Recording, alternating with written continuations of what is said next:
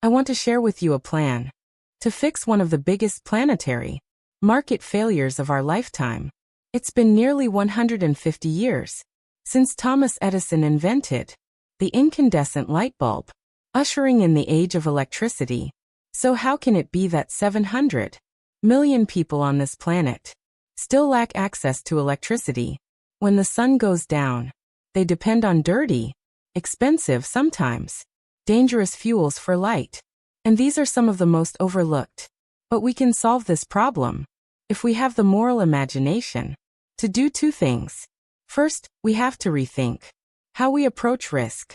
And second, we have to address the false binary between mitigation or reducing emissions and adaptation or adjusting to the climate crisis. Before we talk about that, though, let's look at what's at stake. We know that the most vulnerable electricity is resilience, its agency, its light and irrigation, and communications, and its cooling. It's also basic empowerment. We live in an age where tech entrepreneurs are promising that every child on the planet will have their own tutor. Unless you're a child without access to electricity. The good news is that, as we've discussed, solar energy has been one of the great success stories of the 21st century.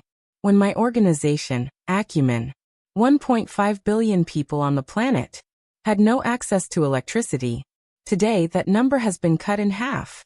And while off-grid can't claim full credit, it's been an important part of the story, and I've had the privilege of investing in and witnessing the evolution of this extraordinary off-grid sector that started off with lights, and then we saw home systems with radios and cell phone chargers, and then emerged the adjacent possible solar televisions and cook stoves, and solar irrigation, and refrigeration and e-mobility, powering down the streets of Kenya and Rwanda. I've also been able to talk to so many customers across the continent, like Susan, who said that what surprised her when she got her solar system was that she no longer experienced deep fear every single night. She said, "I used to fear bandits, wild animals, men, or going to the toilet, her external toilet, and being bitten by a snake." She said, "Now I don't feel stressed. My children and I have more connection to learn sign language in Kiswahili, so that for the first time in their lives, they were able to communicate with their deaf cousins. Energy is independence, and it has great economic impact. The average family reduces energy spending by more than 50%, and this is a sector that has created more than 370,000 good jobs. We as a world are on track to reach another 300 million people by the end of the decade. These are the hardest to reach in places like Burundi, with an 11% electrification rate, Malawi 16, Chad 12. And those aren't just statistics. Those are human beings. And yet, too often we dismiss them as too poor, too risky, too hard.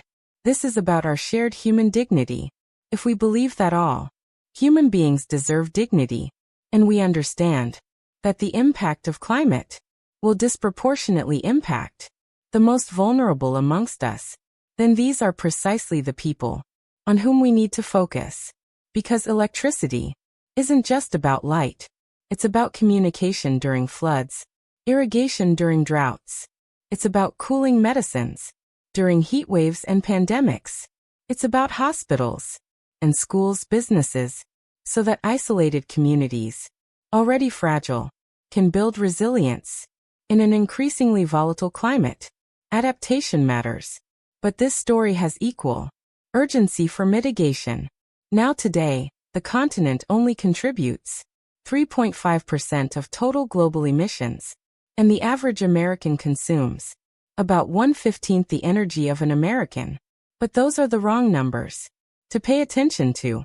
As Al Gore said, what matters is future emissions.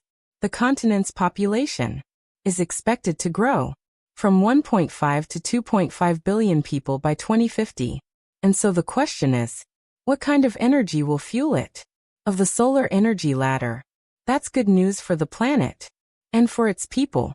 If we just brought electricity to 10 million families, basic level, we would avert more than 27 million tons of carbon looking forward and create about $10 billion in direct economic benefit.